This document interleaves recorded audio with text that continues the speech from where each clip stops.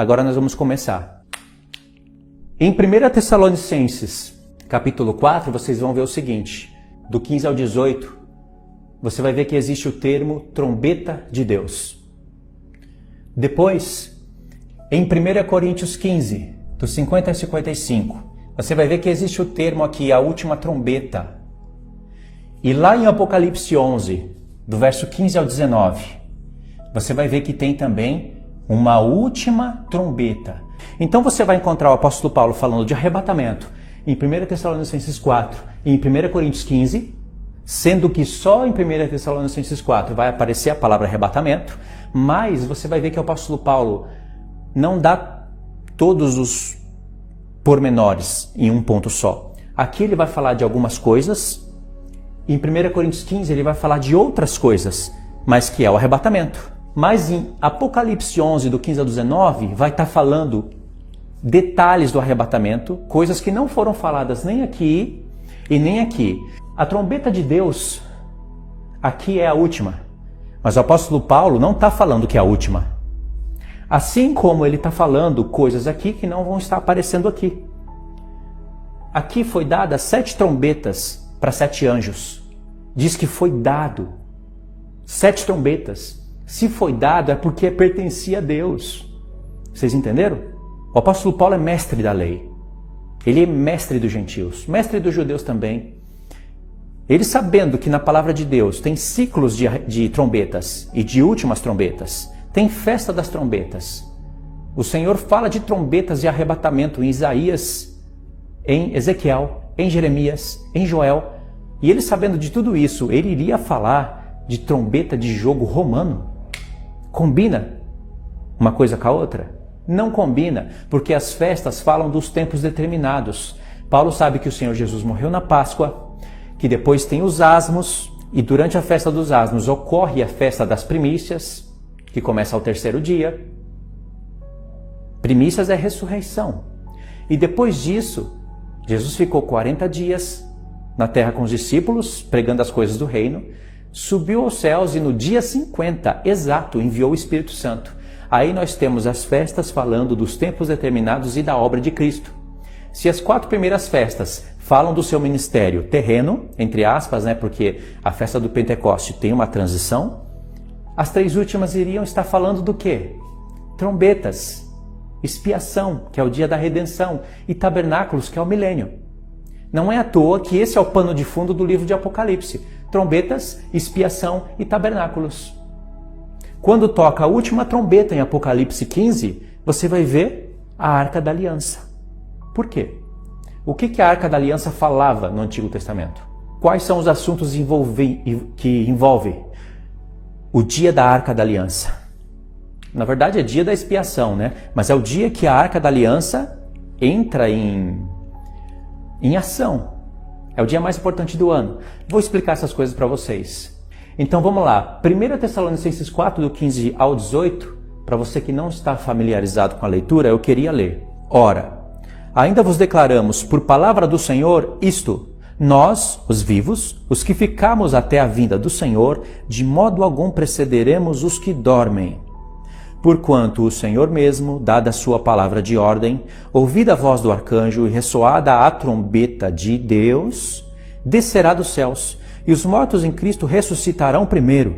Depois, nós, os vivos, os que ficarmos, seremos arrebatados juntamente com eles, entre nuvens para o encontro do Senhor nos ares, e assim estaremos para sempre com o Senhor.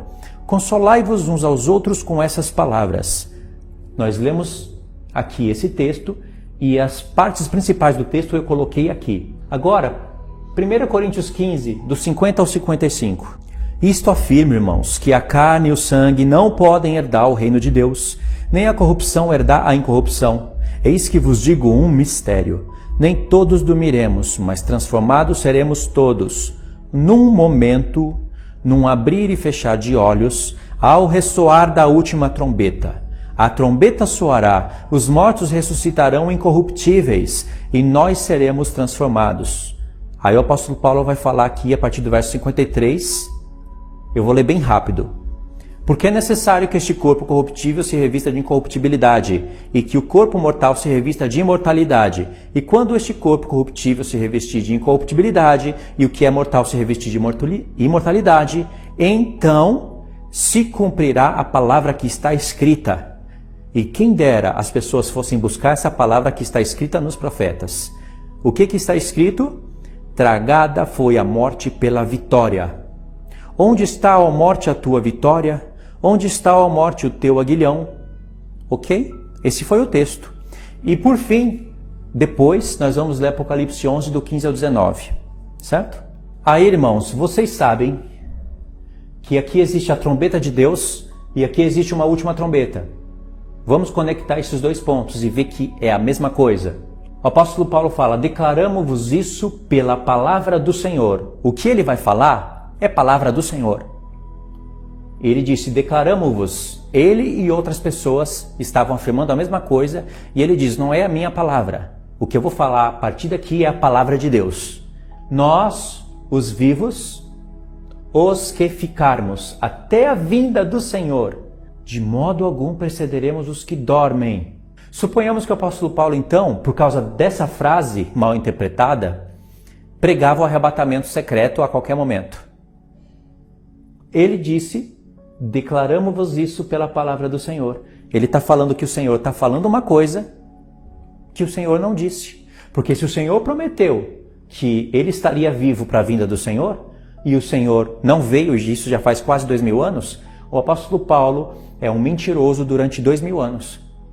E pior, ele não disse que era a interpretação dele, ele disse que era pela palavra do Senhor. Aqui já tem um erro, e grande. Quando o apóstolo Paulo diz: nós os vivos, os que ficarmos, ele está falando isso, irmãos, para a igreja, pensando naqueles que vão estar vivos para a sua vinda. Por isso que ele fala, nós, é como se a gente estivesse falando aqui, normalmente falando com a igreja, se incluindo entre os vivos, mas vocês vão ver que tem textos, por exemplo, onde eu coloquei ele? Eu esqueci de colocar o texto aqui, mas em 1 Coríntios 6, o apóstolo Paulo se coloca entre os mortos. Ele fala que o mesmo que ressuscitou o Senhor Jesus nos ressuscitará. E para isso precisa de arrebatamento, né? Ele se coloca entre os mortos. É um modo de falar com a igreja. Porque se ele afirmou que ele estaria vivo, então ele mentiu em nome do Senhor. Porque o Senhor não disse nada e ele afirmou. Por que o apóstolo Paulo está falando isso? Nós, os vivos, os que ficamos até a vinda do Senhor, de modo algum precederemos os que dormem. O que significa de modo algum precederemos os que dormem? Aqui vocês vão ver que um texto vai explicando o outro. Ele fala e explica, ele fala e explica, ele fala e explica. Vamos entender essa parte. O que significa de modo algum precederemos os que dormem? Aí ele fala que a trombeta de Deus vai ressoar.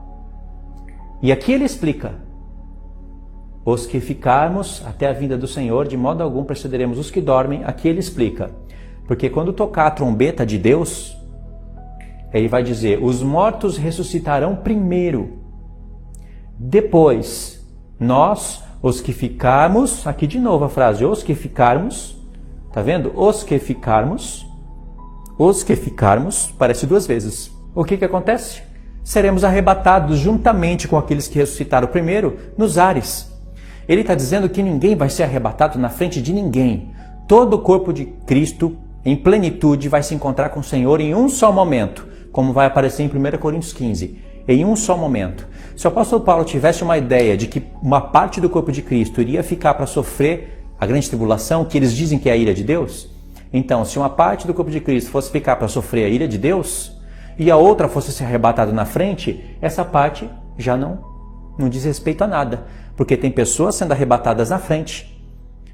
Teve que os mortos ressuscitar, os vivos serem transformados, encontrando com o Senhor nos ares para ali celebrarem as bodas, e uma parte do corpo que vai ficar sem as bodas, enquanto uma parte se alegra, a outra morre, sofrendo a ira de Deus.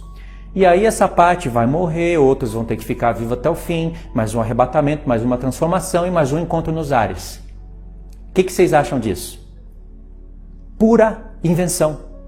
Se o apóstolo Paulo pensasse assim, ele escreveria assim. E se ele não fosse escrever aqui, ele escreveria em outro ponto da palavra.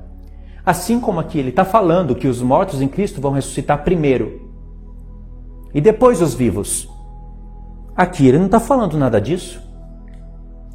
Ele vai falar um mistério, vai falar de uma última trombeta, da transformação, vai falar que nem todos dormiremos, mas transformados seremos todos. Aqui ele fala que é uma última trombeta. Aqui ele fala que é a trombeta de Deus. O que vocês acham? Se o arrebatamento da igreja na última trombeta, que o apóstolo Paulo fala, e aqui o apóstolo Paulo, o mesmo, fala que é a trombeta de Deus, é óbvio que a trombeta de Deus é a última trombeta. A não ser que ela pense que aqui está falando do arrebatamento e aqui não. Mas você vai ver que os dois textos estão falando do arrebatamento. Aqui o apóstolo Paulo está dizendo: eis que vos digo um mistério.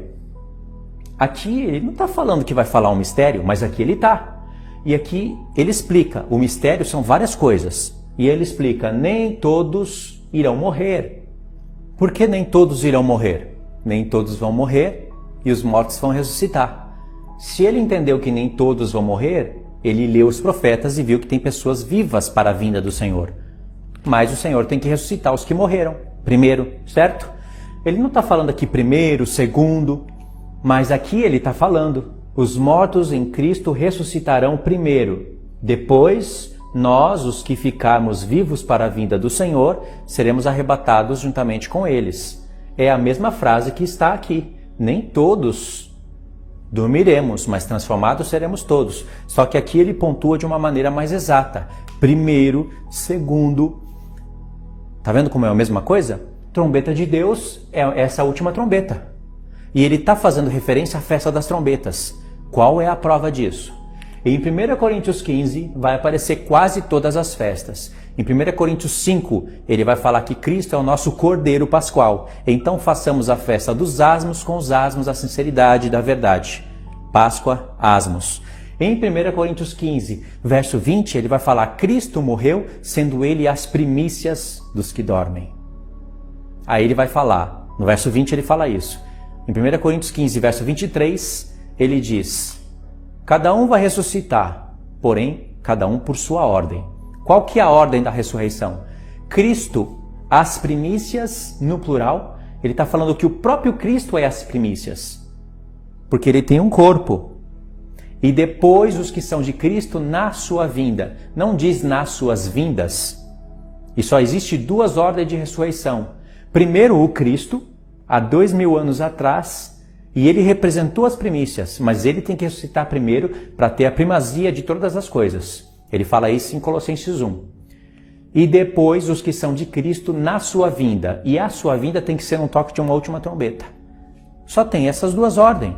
Se tivesse outra ressurreição, depois da grande tribulação, ele falaria. Por que a boca dele trava na hora dele falar uma coisa que os pré-tribulacionistas falam de maneira tão clara? Será que eles têm mais entendimento na palavra de Deus do que o apóstolo Paulo? Será que o apóstolo Paulo era um mestre tão incompetente que, sabendo que a igreja não ficaria na grande tribulação e que seria arrebatada 7 anos antes e que depois teria uma outra volta, ele não falaria? Se eu falo claramente, nós vamos ser arrebatados antes da grande tribulação. E depois dos 7 anos das bodas, aí vem o Senhor visivelmente. Se eu estou falando tão claro assim, o apóstolo Paulo não tinha a mesma clareza? Não está escrito. Arrebatamento secreto, arrebatamento antes da grande tribulação é invenção humana e prejudicial à saúde espiritual, porque você se torna também hipócrita. Porque para defender a sua linha, você vai ter que usar alguns argumentos que você vai ver que são hipocrisias. Porque a igreja, os apóstolos sofreram sofrimentos que são referentes à grande tribulação. A igreja primitiva foi perseguida com sofrimentos da grande tribulação, mas eles falam que a igreja de Cristo não pode sofrer e que não era a grande tribulação. Realmente não era, mas os sofrimentos são os mesmos. A grande tribulação é porque envolve o mundo inteiro. 7 trombetas tocando e não são só cristãos morrendo. O anticristo vai fazer guerra sobre o seu próprio povo. A economia da terra vai ser abalada com os toques de trombeta. Grande tribulação porque envolve o mundo inteiro. Na igreja primitiva, a tribulação estava direcionada somente aos cristãos. Essa é a diferença. Agora, os sofrimentos de decapitação, de ser pendurado na cruz, de jogar nas covas dos leões, de pendurar na cruz e queimar, os apóstolos sofreram. Os cristãos sofreram. Por que essa igreja de hoje, que se chama pelo nome do Senhor, não poderia sofrer?